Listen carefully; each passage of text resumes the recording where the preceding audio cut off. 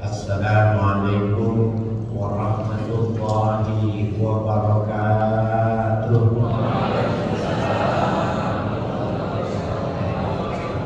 Alhamdulillahilladzi ja'ala syahra ramadana sayyida syuhur wa dha'afa fihi al-hasanati wal ujur wa unzila fihi al-Qur'an bainal matlubi wal mahzur.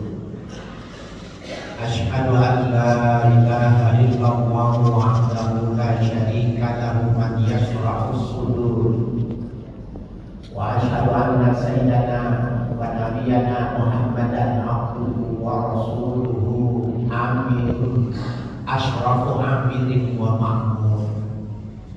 Allahumma sholli wa sallim ala nabiyyina Muhammadin zil khuluqil masyhur wa ala alihi wa sahbihi wa man iktafa atharahu ila yaumin nusyur. Amma ba'du. Yang kami hormati Bapak Asmitra Kota Administrasi Jakarta Utara, Bapak Muhammad Andri, sehat Bapak.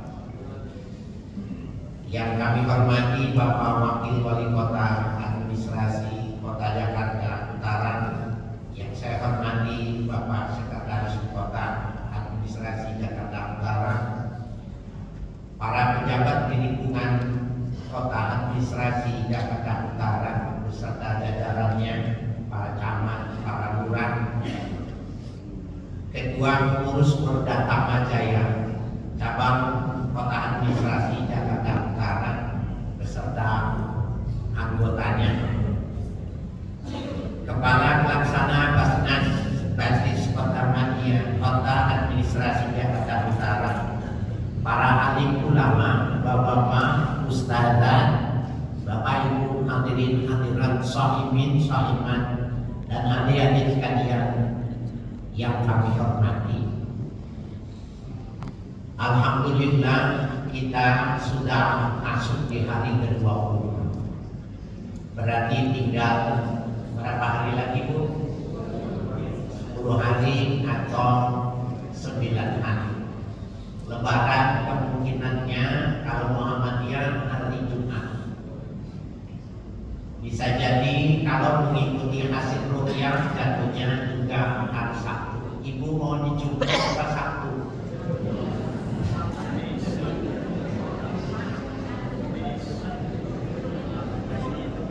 Kalau ada yang habis mau dispensasi. Bapak Ibu sekalian yang berbahagia, saya tertarik dengan judul yang diangkat ini, mewujudkan ASN ya berakhlak Quran. Subhanallah. Ini adalah kutipan ayat ya. Ini adalah kutipan dari hadis sahih. Ketika istri Rasul Sallallahu Alaihi Wasallam ditanya tentang bagaimana akhlak Rasul, su'ilat Aisyah radhiyallahu anha an khuluqi Rasulillah. Pernah ditanya Sayyidah Aisyah, istri Nabi, bagaimana sih akhlaknya Nabi itu di rumah, dengan istri, dengan anak, dengan menantu, dengan masyarakat, sebagai kepala negara, kepala pemerintahan, tokoh, pemimpin spiritual. Jawabannya ini, Pak. Jawabannya judul kita ini. Sayyidah Aisyah mengatakan, wa kana khuluquhul Qur'an. Akhlak Nabi adalah Al-Quran. Subhanallah. Kalau sekarang ini ditargetkan ya, akhlak ASN Jakarta Utara jadi berakhlak Qurani, insya Allah pensiun jadi ustadz semuanya, jadi ustazah semuanya. Kenapa? Qurani ya. Jadi al-insanul Qurani, al-insanul kamil. orang yang berakhlak Quran yang sempurna dia. Selesai masih jadi para dai yang jadi ustaz, jadi gajinya. Kalau ustaz nggak ada pensiunnya bu, ustazah ada pensiunnya nggak? Nggak ada. Bapak jadi ustaz nggak ada pensiunnya. Makin tua seperti kelapa, semakin banyak santannya, amplopnya semakin tua, amplopnya yang tebal. Ya. Bapak Ibu sekalian yang berbahagia, subhanallah.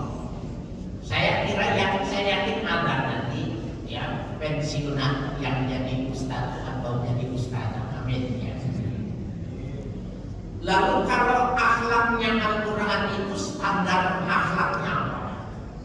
Standar nilainya itu apa? Ya, standar nilainya Allah berfirman dalam Ali Imran ayat 134. Berapa bu? Nah, Ali Imran ayat 134.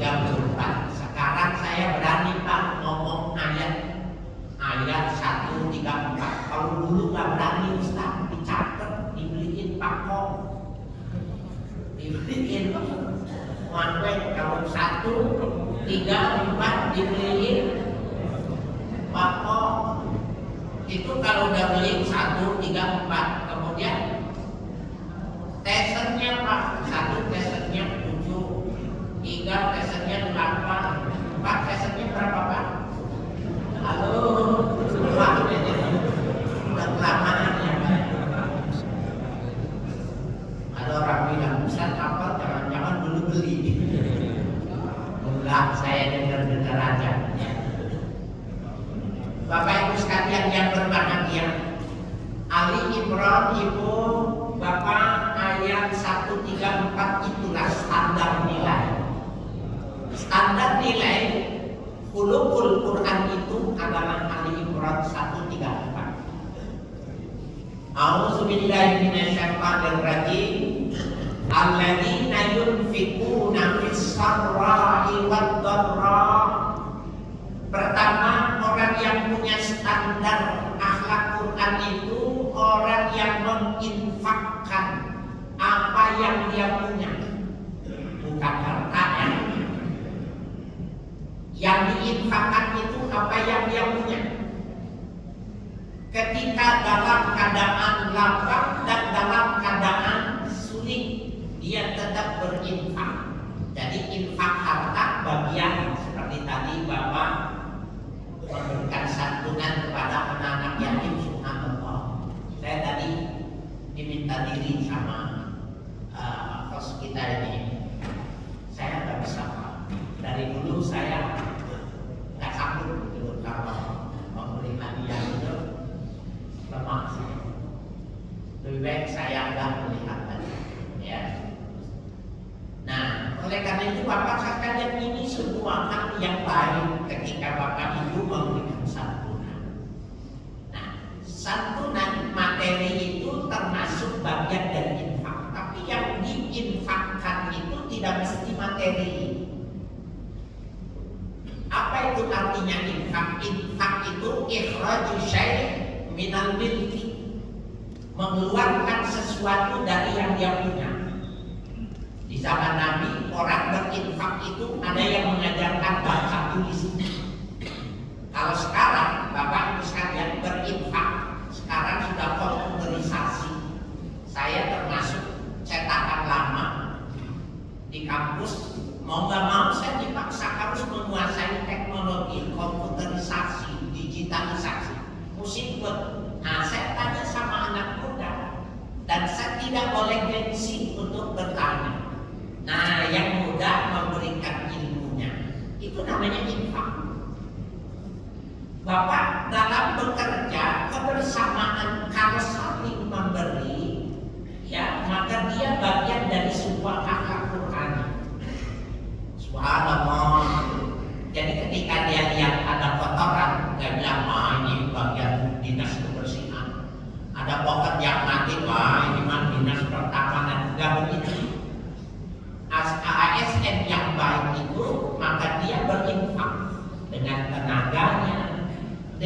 pemikirannya, dengan hartanya, dan dengan senyumannya. Kalau nggak punya juga, senyum aja deh. Masa senyum aja nggak bisa? Senyum bayar nggak? Pakai modal nggak? Enggak. Cuma memang ibu, walaupun senyum aja, jangan siapa aja disenyumin. Ya juga ya. Salah persepsi ya jika orang melihat senyuman ibu-ibunya. Ini yang pertama, cirinya standar nilai dari akhlak Quran itu adalah menginfakkan. Berarti dia aktif, dia berpotensi, ya punya kompetensi, punya kemampuan. Bapak, tidak ada orang yang tidak punya kompetensi, tidak ada. Semuanya orang punya. Siapapun dia, pasti dia punya kelebihan. Apa sih hebatnya? Ya, orang yang berpendidikan dengan yang tidak berpendidikan, ijazah doang Pak nilainya. Tapi soal kemampuan, soal ya kapasitas, kapabilitas itu bisa jadi orang yang otodidak lebih menguasai, khususnya tentang komputerisasi ya Pak ya, digitalisasi. Saya punya staf itu, dia nggak sekolah, tetapi dia menguasai betul. Nah, oleh karena itu Bapak Ibu sekalian, berinfak dengan yang kita punya dan berinfak yang mahal itu dengan ilmu pengetahuan. Ya. Yang kedua, wal kaziminal ghaidh. Ya, akhlak yang bagus itu orang yang mampu memendam marah. Ya, memendam marah. Kalau marah, dia mampu memendamnya. Sehingga Nabi dalam salah satu hadis sahih mengatakan, laisa syadidu bis-sur'ah. Bukanlah yang dibilang orang kuat itu yang bisa banting orang lain. Dulu di zaman Nabi itu sudah ada gladiator, Pak. Gladiator di Romawi itu sudah ada, di Turki itu sudah ada gladiator. Nah, bukan itu kata Nabi yang dibilang orang yang kuat. Laisa syadidu bis-sur'ah. Bukanlah orang gladiator itu yang bisa membanting orang. Walakinna syadid man yamliku ghadabah. Orang yang kuat adalah orang yang mampu menahan hawa nafsunya, marahnya ditahan. Nih bapak-bapak ibu, ini termasuk syadid wa syadidah. Laki-laki yang kuat, wanita-wanita yang kuat. Tidak loyo dan tidak apa asmitra. Ya, tidak impoten, ya, tidak punya kemampuan. Nanti khusus yang impoten, nanti saya sisipkan ditagi kalau saya lupa. Ini, ibu, ingatkan kalau saya nanti mau kasih hadiah. Fir'aun adalah makhluk di muka bumi ini yang tidak pernah sakit. Fir'aun tidak pernah sakit, flu saja tidak pernah. Persoalan akhlaknya Fir'aun lain Pak. Itu urusan dia. Dia adalah contoh model yang dibuatkan oleh Allah. Tapi kenapa dia sehat, kenapa dia tidak sakit, kita boleh ambil. Bapak kalau menjadi Fir'aun boleh nih Pak. Ya, ibu Fir'aunan boleh. Ya, nanti ingat ini, apa itu rumusnya supaya jadi Fir'aun.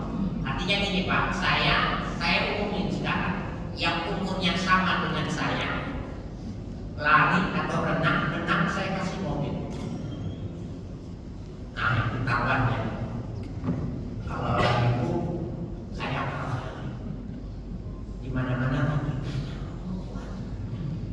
Halo, benar apa betul?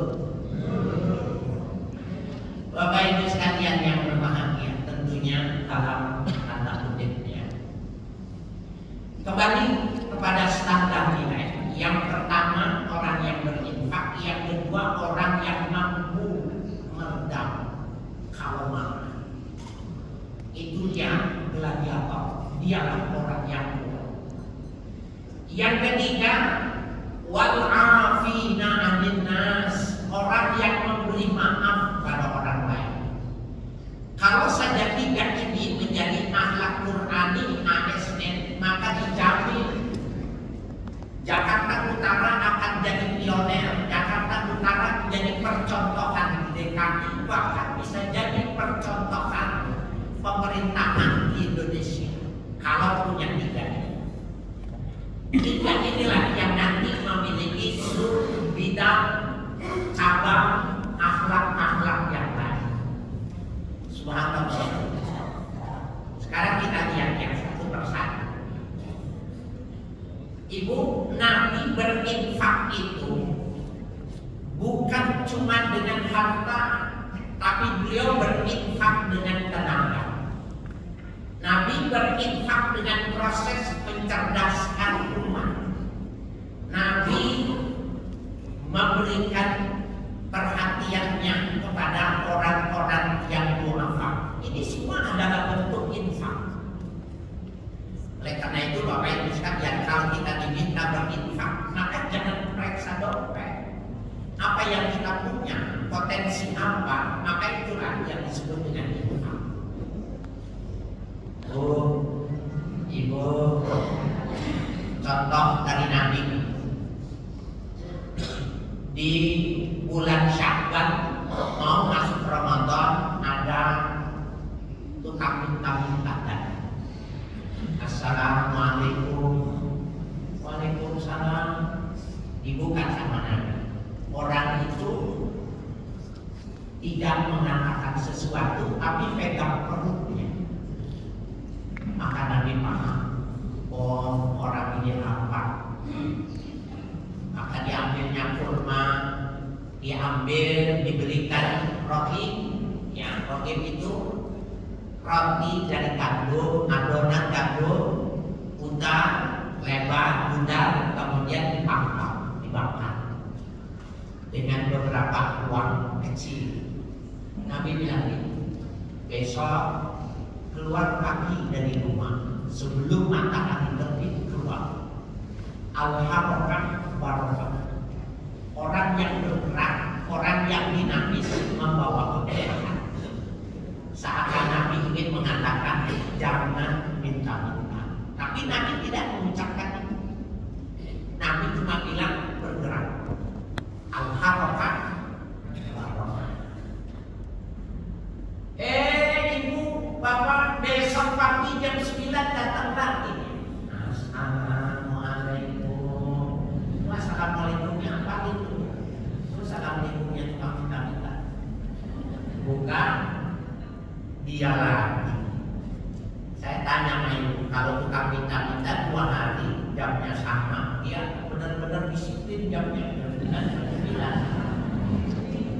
Ibu kalau rumahnya dikenalin itu, ibu hari kedua datang lagi, dia lagi, ibu kasih. Halo, kasih nggak?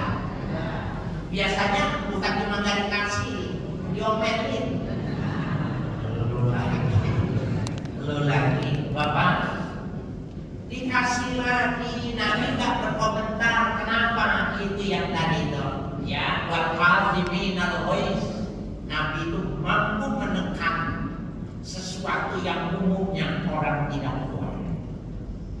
Hari ketiga datang lagi, Pak.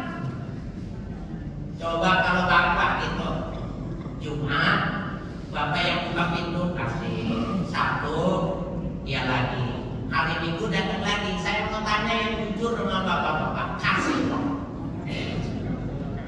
Yang bilang kasih